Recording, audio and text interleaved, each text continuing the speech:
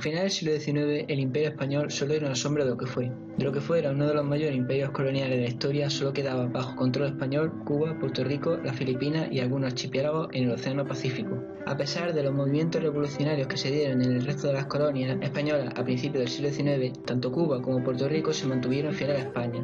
Esto debido a los ricos hacendados de la isla, que vieron la independencia como un riesgo para su negocio. A lo largo de las décadas, Cuba había desarrollado una rica economía agrícola esclavista, basada en el cultivo de azúcar y tabaco, lo que fortaleció los lazos de Cuba con España. Pero a medida que avanzaba el siglo, los problemas internos que estaba sufriendo España, crisis económica, guerras civiles, inestabilidad política, hicieron que esos lazos se fueran rompiendo. En las Filipinas la situación era mucho mejor. Allí la población e inversión española era escasa, y solo se mantenía como colonia por su posición estratégica en las rutas comerciales del mar de China. Mientras España estaba sumida en un caos político protagonizado por el asesinato revolucionario, tanto en Cuba como en Filipinas se produjeron levantamientos armados. En Cuba, el levantamiento más importante fue el Grito de Yara, revuelta liderada por Manuel Céspedes, que daría lugar a la Guerra de los 10 años. En Filipinas, José Rizal encabezó una insurrección que dio lugar a una guerra de guerrillas que, pese a ser duramente atajada, nunca pudo ser sofocada. Tras unos años de paz, en 1895 estalló en Cuba una insurrección liderada por José Martí, dando lugar al inicio de la Guerra de Independencia cubana.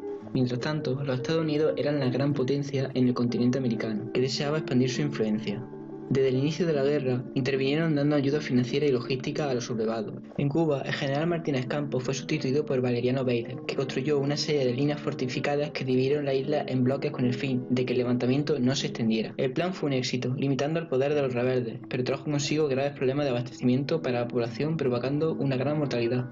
Esta medida fue usada por el gobierno estadounidense presidido por William McKinley con el fin de ensuciar la imagen de España y para convencer a la sociedad americana de la necesidad de intervenir en Cuba. El 15 de febrero de 1898, tras casi 3 años de conflicto, el acorazado estadounidense Maine, que había sido enviado a Cuba para defender los intereses de los ciudadanos americanos, explotó en el puerto de La Habana.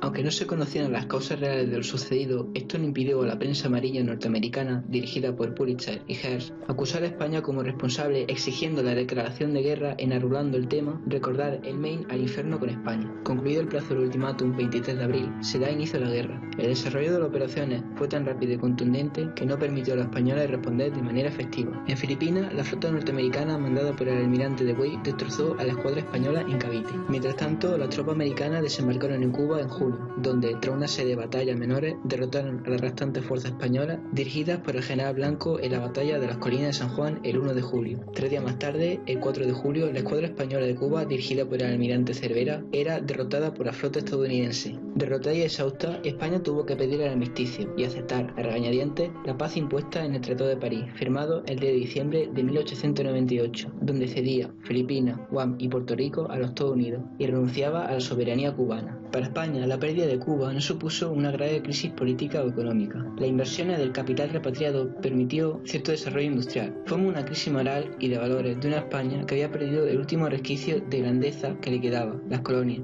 lo único que aún existía de un antaño pasado de esplendor. El final de la guerra trajo consigo la radicalización de los movimientos nacionalistas y obreros, pero también traía consigo el inicio de una nueva línea de pensamiento autocrítico, el regeneracionismo, que se plasmaría en la generación del 98, una generación crítica que mostrará los grandes problemas de España con el fin de atajarlos. Con la crisis del 98 se daría inicio a una nueva época para España, marcada por los conflictos y la lucha interna, y por el deseo de cambiar. Bueno, y ya sabéis, si os gusta el vídeo, dale like, suscribiros, y si queréis contactar conmigo, podéis hacerlo en cualquier momento. Soy Kaiser Frank y me despido. Hasta la próxima.